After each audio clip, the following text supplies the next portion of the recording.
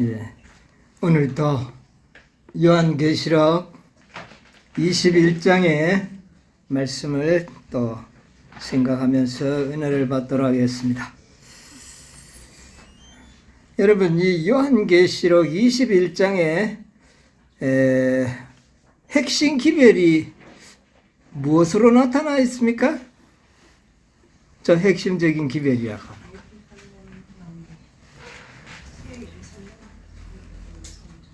예. 어린 양의 신부. 예. 어린 양의 신부. 새 예루살렘 도성이 이 계시록 21장의 주제가 되고 있습니다. 예.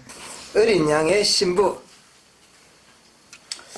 여러분, 동네에 결혼식이 있으면 그 신부가 누구다 하는 거 참 굉장히 흥미로운 소식이죠. 뭐 예쁜지도 생각하고 누군지도 알고 싶고, 예, 그렇습니다. 또 그 총각이 인기가 있다면은 더 하겠죠. 예, 그렇습니다. 예수님 인기가 좋습니까? 우리 예수님 인기가 좋은데, 예수님의 아내가 누구냐? 예, 말도 많고 서로 서로 아내라고 하는 사람도 많고 내가 예수님의 아내다 그렇게 하는 사람도 많고. 다만 오늘 허심탄회하게 한번 이 문제를 좀 연구해 보려고 합니다. 여러분, 이사야 4장 1절을 한번 먼저 볼까요? 예, 우리 이사야 4장. 그 날에 7 여자가 한 남자를 붙잡고 말하기를, 우리가 우리 떡을 먹으며 우리 옷을 입으리니 오직 당신의 이름으로 우리를 칭하게 하여 우리로 수치를 명케 하라 하리라. 여기 보니까 그 날에 몇 여자가요? 7 여자가 한 남자를 붙잡고 말하기를, 우리를 어떻게 해달라고요? 당신의 아내라는 칭호를 좀 얻도록 해달라. 당신인데 피해는 안 주겠다. 우리의 음식을 먹고 우리의 옷을 지어 입고 그저 이름만 좀 빌려주시오 하는 이런 7 처녀가 여기에 소개되고 있습니다.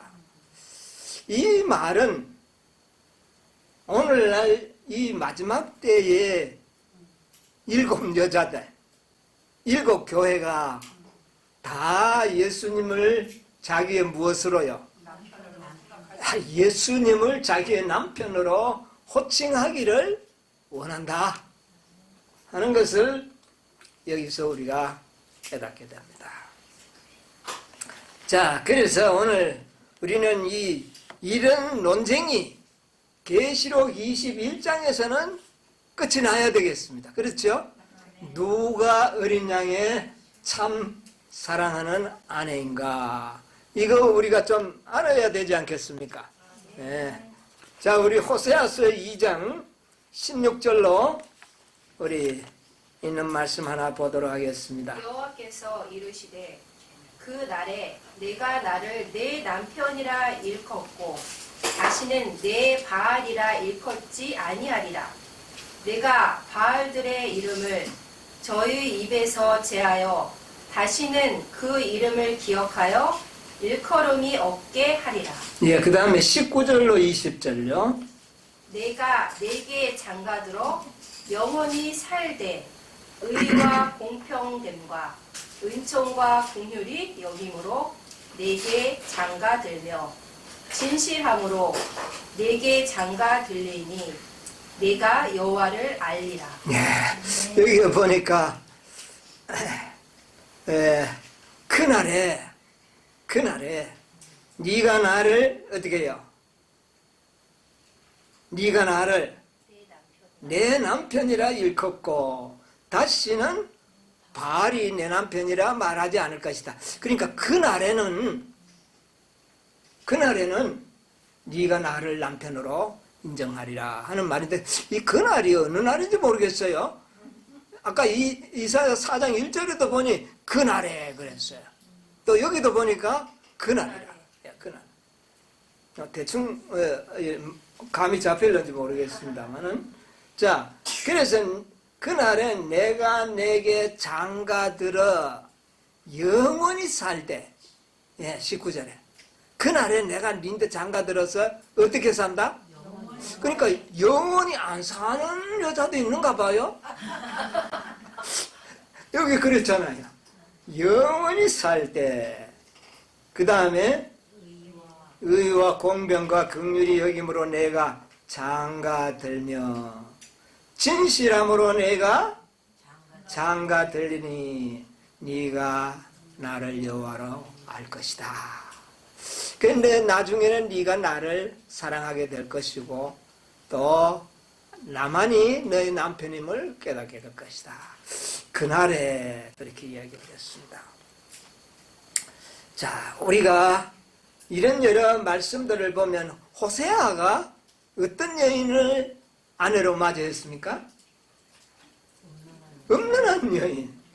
그래서 이 호세아에게는 그것을 좀 더 실감 있게 깨우치고 또 우리들에게 깊은 교훈을 주시기 위해서 호세아를 마음에도 없는 그 음란한 여인을 아내로 맞이하게 되는데, 그 여인을 호세아는 어떻게 했어야 돼요? 사랑해야 되는. 이게 호세아의 마음이 예수님의 마음이에요. 하나님의 마음이에요. 음란한 여인을 어떻게 해야 되는? 사랑해야 되는 이런 역사를 우리가 성경에서 많이 보게 됩니다. 참 이스라엘 백성들이요, 참 예수님은 무척 사랑했지만은 그들은 늘 누구를, 하나님을 섬긴다고 하면서 누구 섬겼어요? 바알을 섬기고 또 아세라를 섬기고, 이렇게 해서 음란한 생애를 살았던 이스라엘의 역사를 우리가 좀 생각할 수가 있겠습니다. 자, 그래서 예수님께서는 이스라엘 백성들을 아내로 삼는 것으로 그렇게 표상적으로 이야기를 하고 있는 겁니다. 그런데 이스라엘 백성들이 예수님과 결혼을 했습니까? 약혼은 했는데, 예, 약혼을 하면서 그 다음에 파혼이 되어버리는 이런 역사를 보게 됩니다. 영원히 살지 못했어요. 이스라엘 육적 혈통적인 아브라함의 자손들, 그들은 약혼을 했으나 누가 파혼했을까요? 자기 자신. 이스라엘. 네? 누가 파혼했는지 한번 찾아볼까요? 이사야 50장 1절 한번 보세요. 이사야 50장 1절. 나 여호와가 이같이 이르노라. 내가 너희 어미를 내어보낸 이혼서가 어디 있느냐? 내가 어느 체주에게 너희를 팔았느냐? 오직 너희는 너희의 죄악을 인하여 팔렸고 너희 어미는 너희의 허물을 인하여 내어 보냄을 입었느니라. 예, 여기 보니까 뭐라고 말씀하십니까? 내가 너희 어미를 내보낸 이혼서가 있느냐? 나는 이혼한 적이 없다. 하나님께서 나는 너 이혼한 적이 없다. 있으면 이혼서 내봐라. 나는 나하고 이혼한 적이 없어. 그랬는데 어떻게 했어요? 내가 너희를 체주에게 팔아버린 적도 없다. 그런데 어떻게 했다고요? 너희의 죄악을 인하여 스스로 팔려갔다. 스스로 이혼했다. 내가 너를 싫어서 이혼 증서를 주고 이혼한 게 아니고 네가 일방적으로 나와 이혼을 했다 그 말입니다. 누가요? 이스라엘 백성들이. 예, 옛날 유대인들을 말하죠. 자, 예레미야 3장 8절 보세요. 예레미야 3장. 내게 배역한 이스라엘이 간음을 행하였으므로 내가 그를 내어줬고 이혼서까지 주었으되 그 패약한 자매 유다가 두려워 아니하고 자기도 가서 행음함을 내가 보았노라. 자, 그런데 하나님께서는 누구하고는 이혼했다고요? 이스라엘하고는 이혼을 했다는 거예요. 네, 이혼서를 줬다는 거예요. 그러니까 열 지파를 이야기하죠. 열 지파와는 내가 이혼을 했다. 그들이 완전히 어떻게 해버렸기 때문에. 그들은 완전히 우상을 섬기기로 결정하고 돌아섰기 때문에 이혼서를 써줬다. 그러나 유다는 어떻게 했다고요? 나는 그렇게 하지 않았는데, 그렇게 하지 않았는데 너는 나를 떠나갔다는 거. 여기에 말은 그 말이에요. 나는 너하고 이혼을 한 적이 없는데 네가 나를 떠나갔다. 자, 이스라엘 백성들의 이 하나님과의 그 혼인관계가 어떻게 되는지를 분명히 보여주는 역사입니다. 이스라엘은 하나님과의 혼인관계로 비유되어 있었지만 그들이 스스로 하나님을 떠나 가버렸고, 이스라엘하고는 내가 이혼을 했다. 그러나 누구하고는? 유다 지파, 유다 나라의 그 백성들은 나는 한 적이 없는데 네가 나를 스스로 버렸다. 버린 게 아니라 사실은 어떻게 했습니까? 신랑이 보고 싶어서 찾아왔는데 십자가에 어떻게 했어요? 못을 박아 죽여버렸습니다. 그래서 이것은 되돌릴 수 없는 그런 범죄를 누가 저질렀다고요? 유다가. 옛날 육적 이스라엘 백성들이. 그래서 혼인관계가 어떻게 되었다? 완전히 깨져버린 겁니다. 이거는 완전히 깨졌어요. 예. 예. 이것을 우리가 분명히 아는 것이 중요합니다. 분명히 깨졌어요. 자, 그리고 그러면 예수님은 홀로 있을 수는 없잖아요. 또 자녀를 찾아야 될 거 아닙니까? 그래서 한 여인을 만났는데 그가 누구냐 하면은 교회라는 겁니다. 교회가 이제 예수님과 혼인관계에 들어가, 약혼관계에 들어간 겁니다. 약혼관계에 들어가. 이게 다 비유죠. 이렇게 이야기를 하는 겁니다. 자, 그래서 이 그 교육 268쪽에 보면은 이런 말씀을 했어요. 그리스도와 교회의 관계는 매우 밀접하고 신성한 것인데 이는 그리스도는 신랑이요 교회는 신부이기 때문이다. 예수님은 신랑이요 교회는 뭐다? 신부다. 그리고는 또 이런 말씀을 계속합니다. 그리스도는 머리요 교회는 몸이다.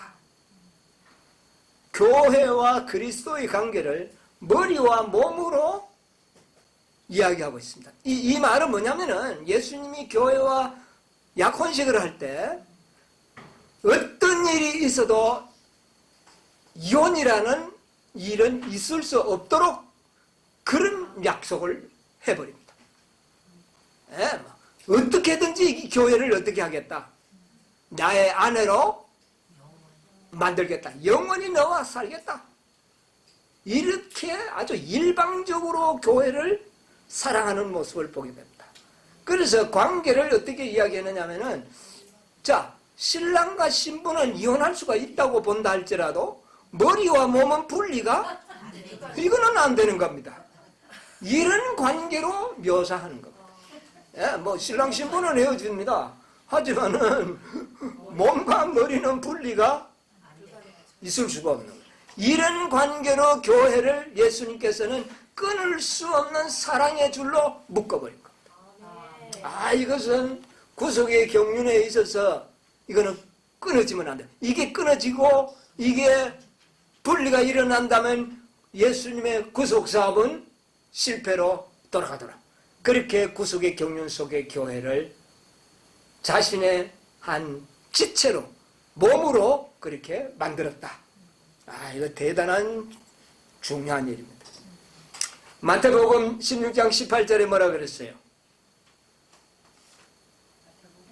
마태복음 16장 18절. 또 내가 네게 이르노니 너는 베드로라. 내가 이 반석 위에 내 교회를 세우리니 음부의 권세가 이기지 못하리라. 예수님을 3번이나 부인하는 일은 아주 부족한 이 베드로를 예수님께서는 내가 어떻게 해요? 너를 베드로라. 내가 이 반석 위에 내 교회를 세우리니 뭐가 이기지 못하도록? 음부의 권세가 이기지 못할 것이라. 음부의 권세는 누가 잡고 있죠? 사단이. 그러니까 사단이 이기지 못하는 교회를 내가 세우겠다. 이건 놀라운 일입니다. 아주 놀라운 일이에요. 그 다음에 에베소 5장 27절에 뭐라고 이야기를 하십니까? 에베소 5장 27절. 자기 앞에 영광스러운 교회로 세우사 티나 주름 잡힌 것이나 이런 것들이 없이 거룩하고 흠이 없게 하려 하시니. 옛날 이스라엘 백성들은 참 그렇게 됐지만은 이 교회만은 어떻게 내가 만들겠다? 흠과 점이 없고 티나 주름 잡힌 것이 없는 완전한 교회로 내가 어떻게 해요? 만들겠다. 이것은 예수님의 아주 강인한 의지력의 표현입니다. 아멘. 교회를 완전하게 만들고 그 교회를 구성하는 성도들의 품성을 완전하게 하시겠다고 하는 그런 의지가 이 말씀 속에 담겨져 있는 거예요. 여러분 놀라운 축복의 말씀 아닙니까? 아멘. 예. 음부의 권세가 결코 이길 수 없는 교회, 나와 교회는 분리될 수 없는 몸과 머리의 관계의 교회, 이런 교회의 구성원들이 우리가 되어야 하는 겁니다. 아멘. 자, 그러면 이 그리스도와 교회의 관계는 엄청나게 중요한 겁니다. 예. 그런데 말입니다. 요한계시록 21장 2절에 보니까 뭐라고 이야기를 합니까? 또 내가 봄에 거룩한 성 새 예루살렘이 하나님께로부터 하늘에서 내려오니 그 예비한 것이 신부가 남편을 위하여 단장한 것 같다. 자, 이제 요한이 보니까 거룩한 성 새 예루살렘이 하늘에서 내려오는데 얼핏 보기에 뭐와 같이 보였어요? 신부가 남편을 위하여 어떻게 해요? 단장한 것 같다. 이 말은 뭐냐면 이때는 아직까지 요한에게 신부가 누군지를 공개하기 전입니다. 공개하기 전인데도 이 요한이 거룩한 성 새 예루살렘을 딱 보는 순간 누구와 같다? 그까지 단장을 마친 신부와 같다. 이런 느낌을 딱 한 마음에 받게 되는 겁니다. 자, 그리고 난 다음에 9절로 10절 보세요. 7 대접을 가지고 마지막 7 재앙을 담은 7 천사 중 하나가 나와와서 내게 말하여 가로되 이리 오라. 내가 신부 곧 어린 양의 아내를 내게 보이리라 하고 성령으로 나를 데리고 그 크고 높은 산으로 올라가 하나님께로부터 하늘에서 내려오는 거룩한 성 예루살렘을 보이니. 자, 그 다음에 조금 있다가 보여주는 계시 가운데 아니나 다를까 어린 양의 아내가 누구였습니까? 새 예루살렘 도성이 어린 양의 아내임을 공개하여 말해 주는 것입니다. 보여주면서 말하는 겁니다. 자, 그러면 이제 우리가 이제 한번 생각해 봅시다. 교회가 그리스도의 뭐라 그랬어요? 신부라 그랬어요. 신부. 영원히 살 신부라 그랬어요. 그런데 왜 교회를 보여줘야 되는데 계시록 12장에처럼 교회를 상징하는 정결한 처녀의 모습에 멸관을 쓴 이런 모습을 보여줘야 되는데 뭐가 나타납니까? 새 예루살렘이 나타납니다. 이거 저번에도 제가 말씀드렸지만 이거 좀 문제가 있어요. 왜?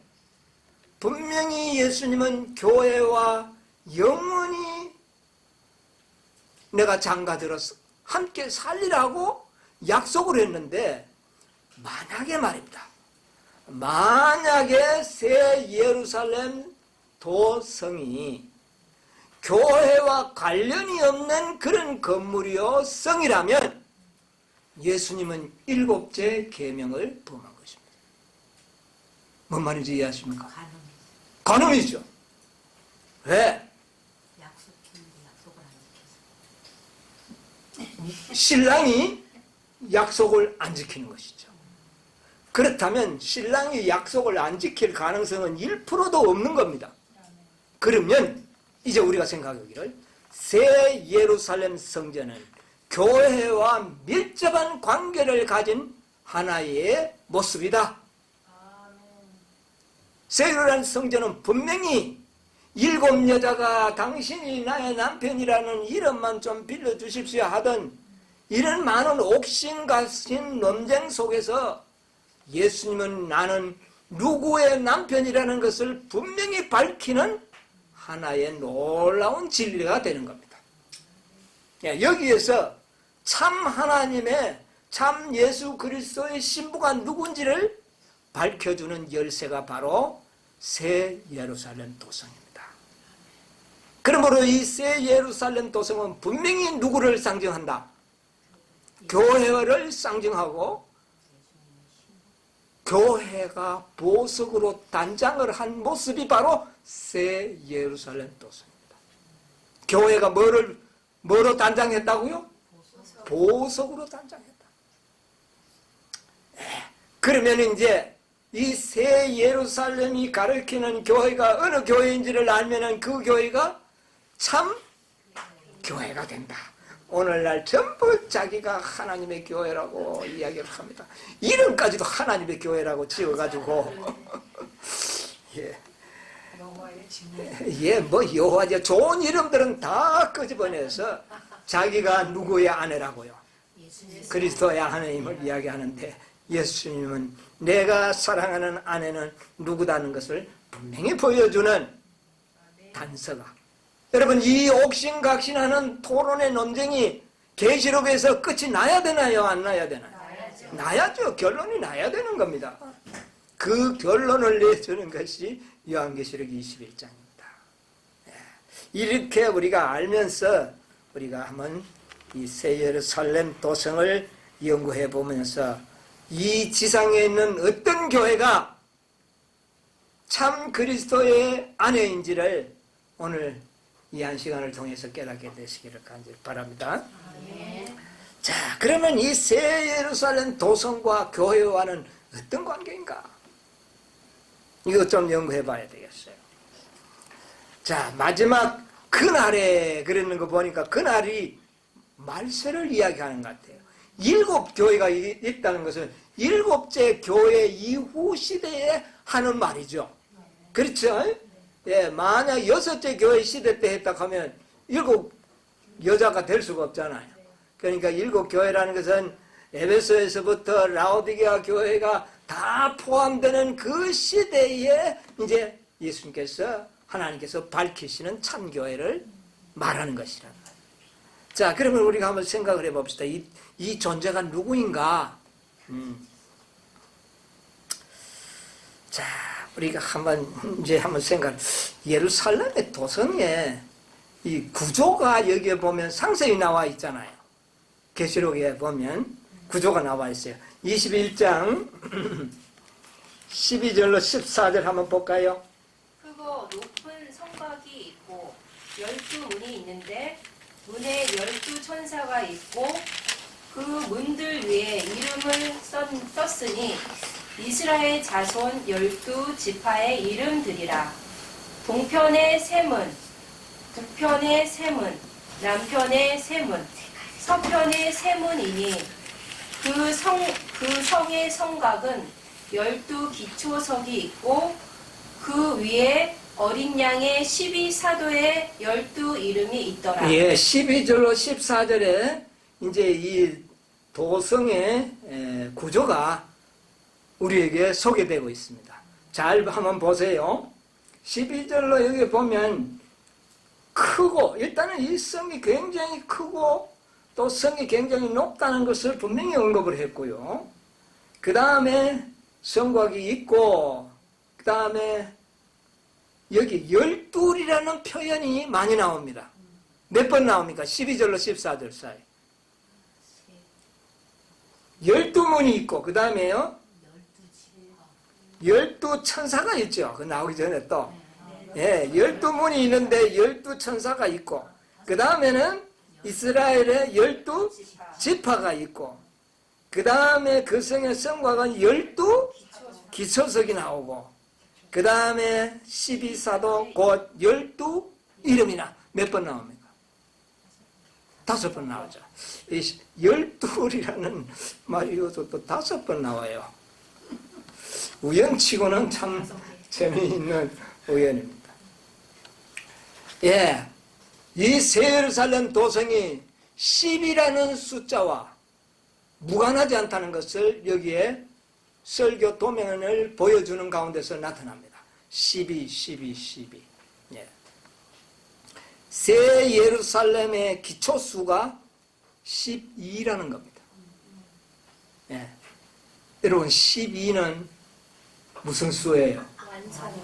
12, 12. 교회 수입니다. 교회. 12사도에 의하여 교회가 조직이 되지 않았습니까? 그래서 12는 숫자는 상징을 가지고 있는 숫자들이 들어있는데 3이라든가 6이라든가 7이라든가 12라든가 뭐 14만 4천 24 다 이렇게 나오는데 이 12에 관련된 숫자는 다 교회를 가리키는 수요다. 그렇게 우리가 좀 서론적으로 이해하면 좋겠습니다. 자, 그래서 이 12, 12는 교회를 상징하기 때문에 새 예루살렘 도성은 뭐를 상징한다? 교회를 상징하는 도성이다. 예, 왜? 뭐로 구성이 되어 있으니까? 전부 12로 구성이 되어 있습니다. 그러니까 새 예루살렘 도성이 교회와 무관하지 않다는 것을 먼저 어떻게 해요? 구성 자체가 보여줍니다. 12 숫자로 구성이 되어 있어요. 자, 그 다음에 15절로 16절을 한번 볼까요? 내게 말하는 자가 그 성과 그 문들과 성곽을 청량하려고 금 갈대를 가졌더라.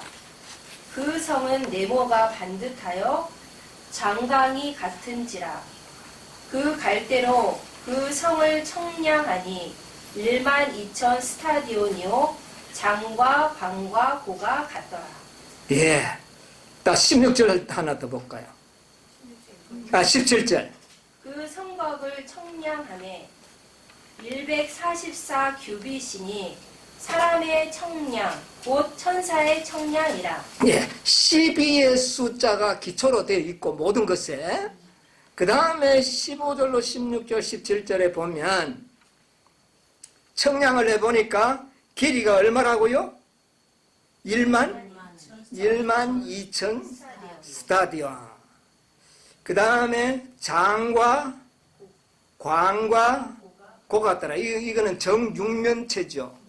예, 정육면체. 예, 이게 저 지성소의 모양하고 어떻습니까?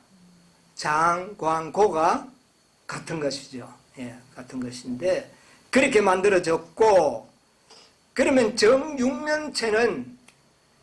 정육면체가 여러분 보세요. 정육면체는 한 면의 길이가 12,000 스타디온. 12,000 스타디온. 그러면 정육면체 12,000 스타디온의 길이를 가지는 모서리가 몇 개 들어있습니까? 정육면체에는.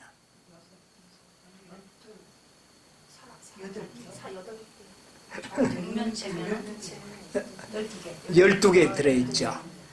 12개 곱하기 12,000은 어떻게 됩니까? 14만 4천. 놀랍죠? 자, 여기에 그 지혜로운 자들이 깨닫게 하는 그런 비밀이 들어있잖아요. 한 면의 길이가 12,000인데 그런 긴 길이가 12면이 있는데 모서리가 있는데 그것을 곱해보니까 그 속이 결과가 어떻게 나옵니까? 14만 4천.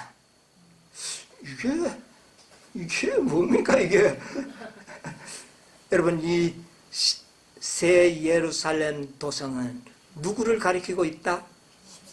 14만 4천인을 가리키고 있다고 하는 것을 깨닫게 되는 겁니다. 12는 교회 수지요. 그렇죠. 그 12에 1만 2천, 12면을 1만 2천 길이를 볼 때니까 어떻게 됩니까? 14만 4천이라는 숫자가 나오지 않습니까? 그러면 새 예루살렘 도성은 무엇을 상징하는 도성이다? 14만 4천인을 상징하는 도성이다. 자, 그럼 14만 4천인은 누구냐? 14만 4천인은 누굽니까? 이 지상에서 마지막 세대로 태어나서, 그렇죠? 그 다음에 첫째, 둘째, 셋째 천사의 기별을 받아들이고 지성소 안에 들어가서 지성소의 삶을 산 사람들, 그들이 누구예요? 14만 4천. 정육면체 속에서 살았던 사람. 극기야는 예수님의 중보도 없고 또 성령의 중보도 없는 이런 가운데서 선하게 싸움에서 승리한 사람들, 그들이 누구예요? 14만 4천이에요. 악령들과의 싸움에서 승리한 사람들, 이들이 14만 4천. 그러니까 이 정육면체의 새 예루살렘 도성은 누구를 가리킨다? 14만 4천.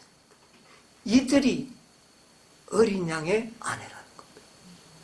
그것을 상징하기 위하여, 영원토록 잊어버리지 않도록 하기 위하여 새 예루살렘 도성을 예수님께서는 지으신 겁니다. 그 속에 또 누가 살아요? 14만 4천. 완벽한 진리 아니에요? 그래서 영원토록 내가 너에게 장가들어 살리라. 이 말씀이 이루어집니까? 안 이루어집니까? 이루어지는 겁니다. 그런데 이것도 다 보니까 12의 배수라 또. 그렇잖아요. 그러니까 전부 교회를 상징한, 온통 이 새 예루살렘 도성은 교회를 상징하는 숫자로 다 지어졌다. 장광고가 같더라. 완전한 품성. 다 그 의미가 들어있지 않습니까? 자, 그래서 12는 교회의 상징수입니다. 그럼 14만 4천이는 교회의 충만수입니다. 그렇잖아요. 교회의 충만수예요. 배수예요.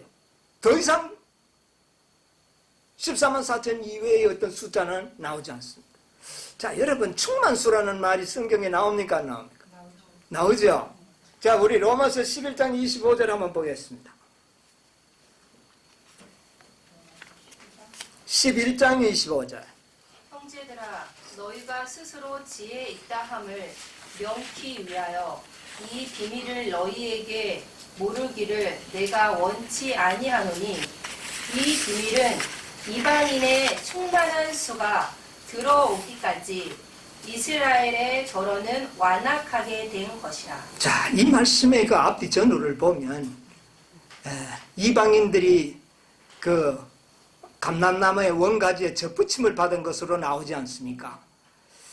그래서 그 이야기를 나오면서 유대민족을 이 사도 바울은 상당히 희망이 있음을, 그들도 회개하면 희망이 있음을 암시하면서 하신 말씀입니다.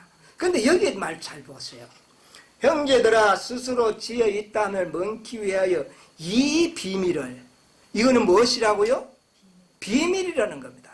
너희가 모르기를 내가 원치 아니하노니, 이 비밀은 이방인의 뭐가요? 충만한 수가 어떻게 해요?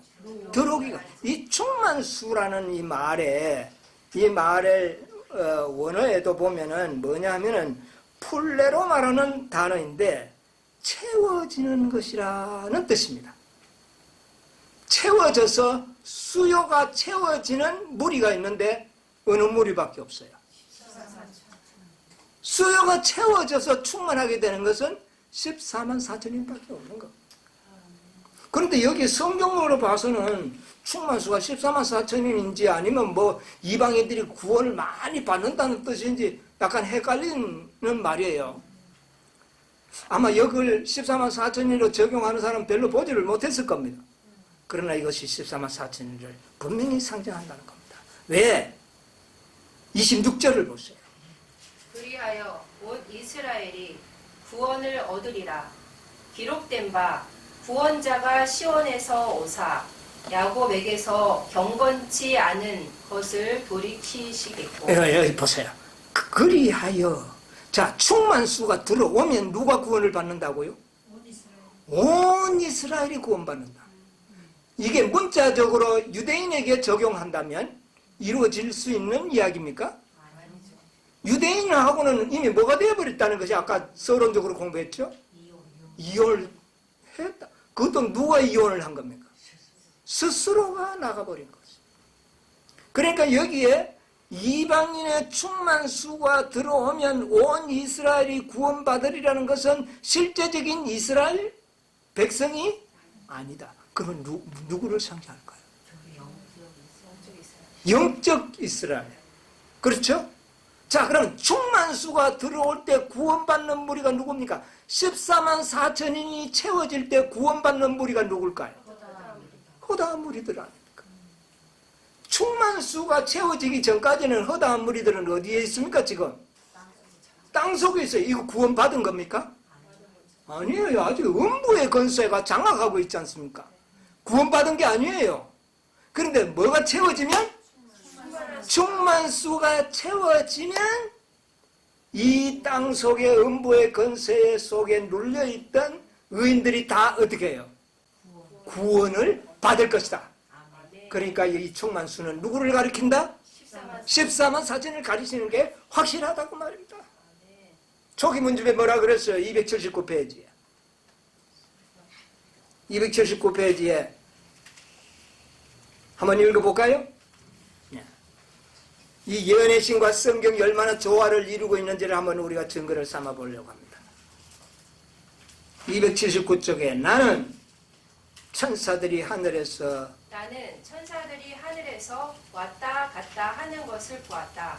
한 천사가 잉크통을 가지고 지구에서 돌아와 예수님께 자기의 일이 끝났음을 보고하고 성도의 수가 차서 인치는 사업이 마쳤음을 보고했다. 자, 성도들의 수요가 찼다는 것은 이게 유대인입니까? 이방인들입니까?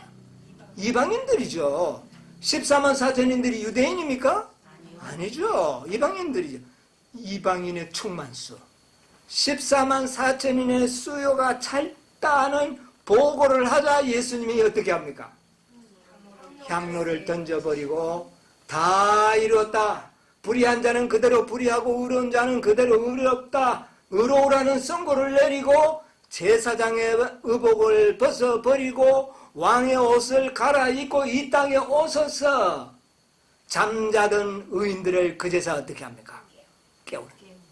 그 조건이 뭐예요? 이방인의 충만수가 채워질 때. 그게 누구더라고요? 14만 4천. 확실하지 않습니까? 아주 분명하게 우리에게 이야기해 줍니다. 그래서 우리는 이 14만 4천인들이 바로 그리스도와 영원히 결혼할 교회라는 것을 알게 되는 거예요. 어느 교단이 아니라는 것을 알게 되는 겁니다. 특별히 이 진리를 믿지 않는 사람들, 믿지 않는 교단들은 자격이 없어. 그렇지 않습니까? 오늘날 마지막 셋째 천사의 인치는 기별을 전하는 재림교회가 오늘날 이 14만 4천인의 수를 무슨 수라고 이야기해버립니다. 상징이요, 상징수다. 그러니까 이것은 뭐 수요하고는 관계가 없다. 그렇게 해버린다면 이방인의 충만수가 채워질 수 참 힘든 겁니다. 이것이 굉장히 놀라운 일이에요. 그런데 제가 볼 때는 이 재림교회 백성들이요, 참 머리가 똑똑한 백성들입니다. 아주 똑똑해요. 그런데 보세요. 14만 4천인의 수요는 실제 수요가 아니고 상징수다. 그렇게 말을 합니다. 여러분, 이 문장이 의미가 맞는지 한번 여러분 생각 한번 해보세요. 한 30초 드릴 테니까. 14만 4천인의 수요는 실제 수요가 아니고 상징 수요다. 이게 문장의 의미가 말이 되는 겁니까? 14만 4천인이 상징수라 그랬잖아요. 그거 틀리는 거 아닙니다. 그 말 자체는 맞아요. 14만 4천인을 상징한다. 14만 4천인이 상징수예요. 14만 4천인이. 예. 그러면은 14만 4천인의 상징수라면 14만 4천인이 상징하는 실제는 뭐냐? 이거 이야기해야 되나요? 안 해야 돼요? 해야죠. 상징이라고 말한다면 실체를 이야기해야 되는데 그들이 실체를 이야기해 줍니까? 한 번도 실체가 뭔지를 말 안 해요. 요한계시록은 거의 모든 것이 상징이에요. 그러나 그 상징은 분명히 실체가 있습니다. 다 실체를 이야기했는데 14만 4천인은 상징수라고 하면서 뭐는 안 가르쳐줘요? 실체는 안 가르쳐줘. 14만 4천인의 이 상징이 가르치는 실체는 뭡니까? 이제 여러분 알아요. 이방인의 충만한 수. 그러니까 충만한 수가 가르치는 실체가 뭐냐고. 교회. 완전한 14만 4천인이 가르치는 교회에 여러분 딱 이거 아직까지 이거 안 되겠는데요. 이래서는 안 됩니다. 14만 4천인들이 가르치는 실체. 지금까지 공부했잖아요. 새 예루살렘 도성. 예. 새 예루살렘 도성은 14만 4천인의 상징수가 가르치는 실체입니다. 여러분 이제 이걸 분명하셔야 돼요. 14만 4천인의 상징수가 가르치는 실체는 새 예루살렘 도성이다. 지금까지 우리 보니까 전부 12 곱하기 1만 2천 하니까 14만 4천 나오고 다 나왔잖아요. 12 교회 기초가 새 예루살렘 도성이고 14만 4천인이 그 안에 사는 것인데 14만 4천 스타디온. 이 모든 것이 다. 그러니까 14만 4천인의 상징수가 가르치는 것은 새 예루살렘 도성이 실체다. 그런데 이렇게 가르쳐주는 사람이 있습니까? 안 가르쳐줘요. 14만 4천 한 사람 앞에 한 스타디온 지역이 있네. 예, 그거는 또 나중에 계산됩니다. 자, 그러면 이 14만 4천인의 수요가 가르치는 실체는 새 예루살렘 도성을 실체로 가르치고 있다. 그런데 상징수라고 이야기하면서 실체는 뭔지를 한 번도 이야기해 주는 사람을 내가 들어보지를 못합니다. 여러분도 못 들어봤죠? 자, 그러면 이제 보세요. 이게 이제 그 다음 번이 상당히 중요합니다. 그들이 왜 못 쓰는가? 14만 4천인이 상징수요라면 수요가 정확해야 됩니까? 들쑥날쑥해도 됩니까? 정확해야지. 그 사람들의 모순이 여기 있어요. 상징수라고 하면서 실제 수요는 아니고 허다물이다. 그러면 그게 상징수가 안 되잖아요. 그러네. 여러분 생각해 보세요. 상징수요는요, 그 수요 자체는 언제나 정확해야 됩니다. 여러분 그렇죠? 그런데 상징수요로 해놓고 허다물이다. 그러면 그거는 말이 아니죠.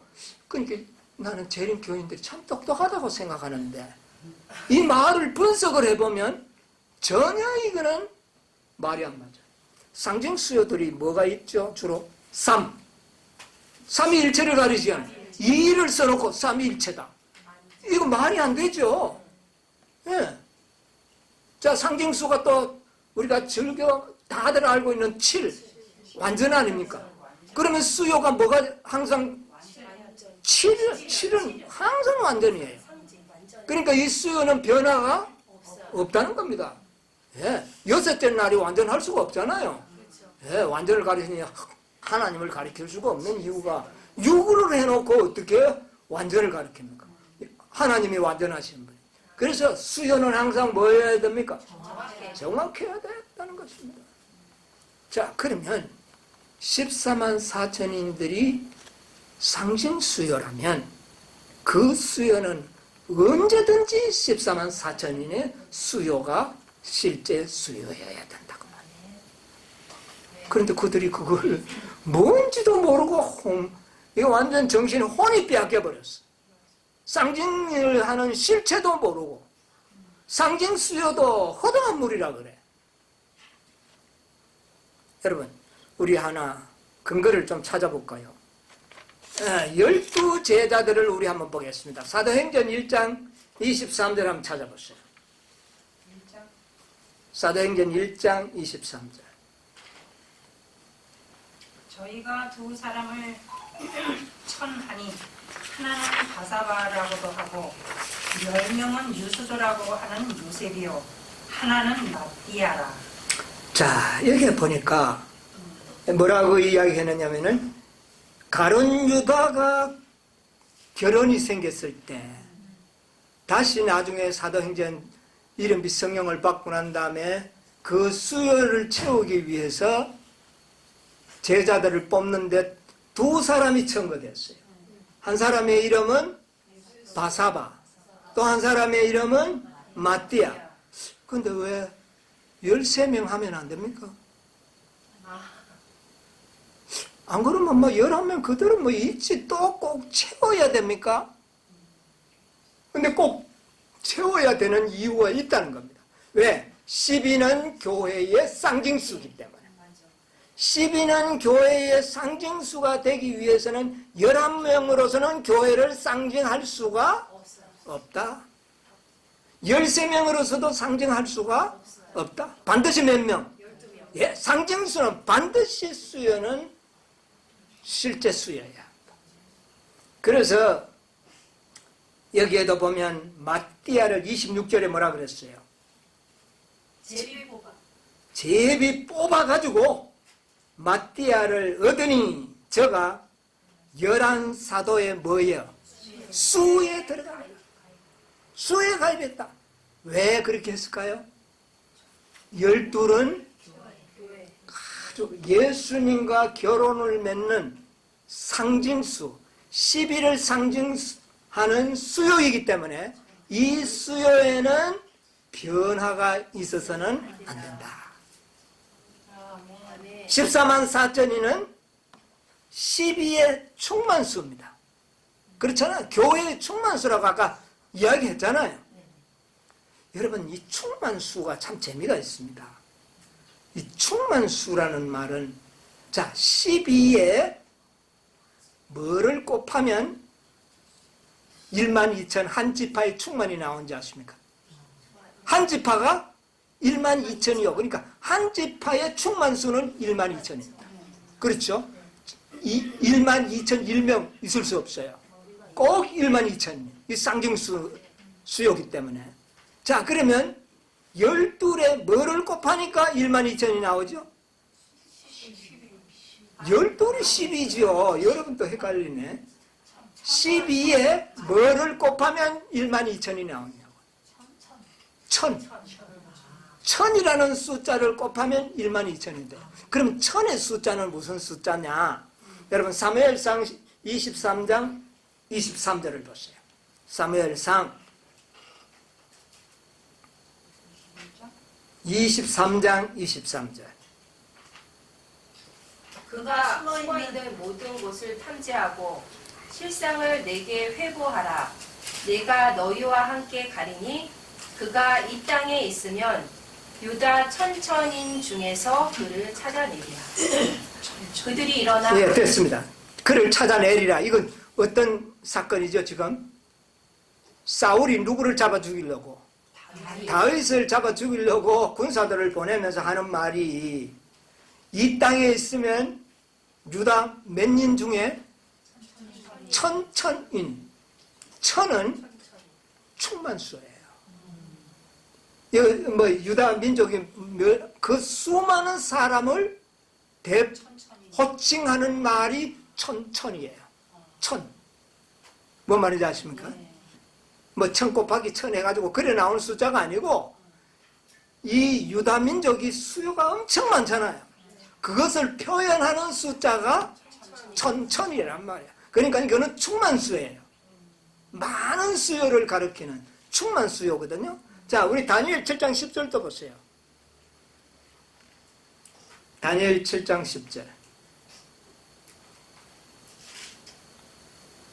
불이 강처럼 흘러 그 앞에서 나오며 그에게 수정하는 자는 천천히요 그 앞에 쉬한 자는 만만이요. 그래가지고 천사 수요가 천천 곱하기 뭐 해가지고 천사 수요를 알아맞추려고 하는 사람들이 많은데 다 어리석은 일들이에요. 여기에 천천만만은 뭐냐면은 충만을 얘기해요. 엄청난 많은 수요를 호칭할 때 천천만만이라 표현을 합니다. 그래서 12에다가 천이라는 충만수를 곱하니 1만 2천이 나왔어요. 1만 2천을 12번을 곱하니 14만 4천이 나왔어요. 14만 4천이는 12의 충만수입니다. 12사도의 교회 기초의 충만수가 14만 4천. 그러니까 이것은 14만 4천이는 교회의 완성숫자입니다. 이들은 이방인의 충만수가 들어와서 만들어진 수요인 겁니다. 뭔 말인지 아세요? 충만수. 자, 그래서 요것을 또 12에 1만 2천을 곱하고 그러면 14만 4천인이 수요가 나왔잖아요. 자, 그 다음에 또 우리 계시록 21장 17절 아까 읽었지만 한 번 더 읽어보겠습니다. 그 성곽을 청량하네 1만 44 규빗이니 1만 400이 아닌데 144 규빗. 사람의 청량 곧 천사의 청량이라. 자, 여기에 보니까 이 성곽, 아까는 성 길이었죠. 1만 2천은 스타디온 길이였습니다. 그런데 이거는 지금 뭐예요? 성곽의 두께를 이야기합니다. 두께. 두께인데 보통 이 성을 찰 때는 겹으로 쌓죠. 아주 든든하게 하기 위해서. 144는 어떤 숫자에서 나온 건지 압니까? 12 곱하기 12 하면 144가 나옵니다. 그러면 12도 교회 숫자고 144도 교회 숫자가 될 수 있죠. 자, 이 12에 12를 왜 곱하느냐? 12지파가 근간이 됐잖아요. 그죠? 그 다음에는 또 12사도가 새 예루살렘의 기초가 됐잖아요. 그러니까 기초와 기초 12 곱하기 12가 뭐예요? 144. 이게 성곽의 두께예요. 겹으로 쌓여진 거예요. 12지파와 그 다음에 이방인을 대표하는 12사도. 그래서 144라는 숫자가 나왔는데 거기에다가 1000이라는 충만수를 곱하니까 또 뭐가 나와버립니다. 14만 4천. 이래 계산을 대도 저래 계산을 대도 전부 14만 4천. 그러면 새 예루살렘 도성은 14만 4천인으로 구성된 이 지상의 마지막 시대에 승리한 남은 교회를 상징하는 것이 새 예루살렘이다. 그러면 새 예루살렘과 혼인한다는 것은 실제적으로는 누구입니까? 그 대상자가 14만 4천입니다. 이 14만 4천인들이 여자의 남은 자손이요 남은 교회. 이 교회와 어린 양은 어떻게 해요? 결혼합니다. 수수께끼가 좀 풀렸지 않습니까? 그러면 어린 양의 신분은 누구라고요? 오늘 이 땅에 존재하고 있는 교단들은 거의 해당이 안 되는 것 같아요. 왜? 14만 4천인의 진리 자체를 아예 어떻게 해요? 모르거나 가르치지 않고 있고, 또 가르쳐도 잘못 가르치고 있고, 상징 수요라 해놓고는 실제 수요가 아니고 허다한 물이라고 해버리고, 이렇게 가르치는 교단들이 어린 양의 신부를 대표할 수가 없다는 겁니다. 그러면 누구여야 돼요?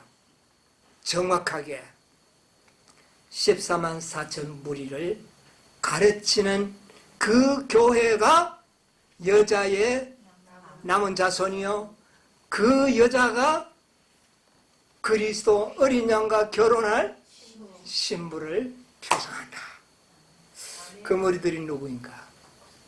교단 이름은 없을는지 모르지만 이 진리를 확실히 깨닫고 있는 무리들이 모인 교회, 그 교회가 어린 양의 무엇이다? 신부다. 이제 이 정도 되면 논쟁은 이제 좀 끝이 나야 되지 않겠습니까? 교회가 중요하니까 우리 교회에 오라, 우리 교회. 그 교회 가보니까 14만 4천인들을 가르칩니까? 안 가르친다면 어린 양의 아내가 아니라는 겁니다. 14만 4천인의 진리를 분명하게 가르치는 교회라야지만 어린 양의 신부가 될 수 있는 1차적인 자격이 주어진다는 겁니다. 어린 양의 신부에 누구냐? 어느 교회가 참 교회냐는 이제 판가름이 계시록 21장에서 나와버리는 것입니다. 여러분, 14만 4천인은 상징 수요입니다. 그러므로 이 상징 수요에는 변화가 결코 있어서는 안 됩니다. 왜? 그렇게 되면 상징 수요가 아니 되기 때문에. 그러므로 14만 4천인의 수요는 정확한 수요여야 하는 것입니다. 12제자에서 한 명이 결연돼서는 안 되는 것처럼 14만 4천인에서 한 명이라도 많고 적으면 안 되는 것입니다. 그것을 확실하게 성경은 이야기하고 있는데 14만 4천인들 외에는 이 노래를 부를 자가 없느니라. 요한계시록 7장에는 한 지파 1만 2천, 12지파 14만 4천. 이것은 전혀 변동이 있을 수 없는 확실한 수요임을 우리에게 보여주는 것이다. 상징수는 변화되면 실제 수요여야 합니다. 상징이 수요가 헤아릴 수 없는 물이다. 이거는 말이 안 되는 이론입니다. 상징수는 어떤 환경에서도 수요를 유지해야 상징이 성립이 되는 겁니다. 여러분, 그래서 이 땅의 참교회는 바로 14만 4천인의 승리한 남은 교회, 사도행적에서 소개한 그 교회가 하늘 새 예루살렘 도성을 실체입니다. 그것을 가리키는다 그 말이에요. 그 성 안에 실제적으로는 누가 살아요? 14만 4천. 그러면 어린 양과 14만 4천인들은 영원히 함께 사는 관계가 되지 않습니까? 아멘. 그렇게 해서 참교회가 누구인지, 여러분, 참교회의 구성원들이 되시기 바랍니다. 아멘. 어느 교단의 구성원이 되려고 노력하지 말고 참교회의 구성원이 되기를 노력해야 돼요. 아멘. 그 말은 다시 말하면 14만 4천인의 들기를 분투 노력하라, 그 말입니다. 여러분, 14만 4천인의 우리 모두 구성원이 되어서 어린 양의 아내로 택함을 받고 영원토록 그와 함께 살게 되는 그런 놀라운 축복을 얻게 되는 여러분과 제가 되기를 간절히 바라면서 오늘의 말씀을 마치도록 하겠습니다. 아멘. victorious, Lord.